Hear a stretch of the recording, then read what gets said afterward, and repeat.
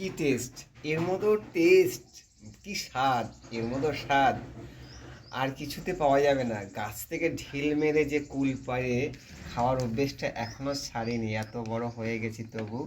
সকালবেলা আমি মর্নিং ওয়ার্কে যাই বুধেরহাট 5 নম্বরের ভেরির বাদে একটা কুল গাছ, তবে কাছে কচি গাছে বড়ই ঝাঁকি দিও না বন্ধু, এই কথাটা অনেকেই গান গেয়ে গেছে। কচি গাছে যদি ঝাঁকি দেন তাহলে কিন্তু কাঁচা বড়ই হবে। আমি যতক্ষণ না পর্যন্ত বড়ই মানে কুল গাছে পেকে ঝকমকে না হচ্ছে অতক্ষণে ঢিল মারি না। তো আপনারাও কচি কাঁচা গাছে বন্ধু ঝাঁকিয়ে দিও না, একটু বড়ইতে পাকতে দাও। তো আমি খুব ভালোবাসি এই বড়ই খেতে, ভীষণ টেস্টি, এক কামড় দিলে যে কি স্বাদ এটা বলার মতো না, তাও একটু খেয়ে দেখায়। টক টক ঝাল মানে মিষ্টি মিষ্টি দারুণ লাগে কিন্তু খেতে।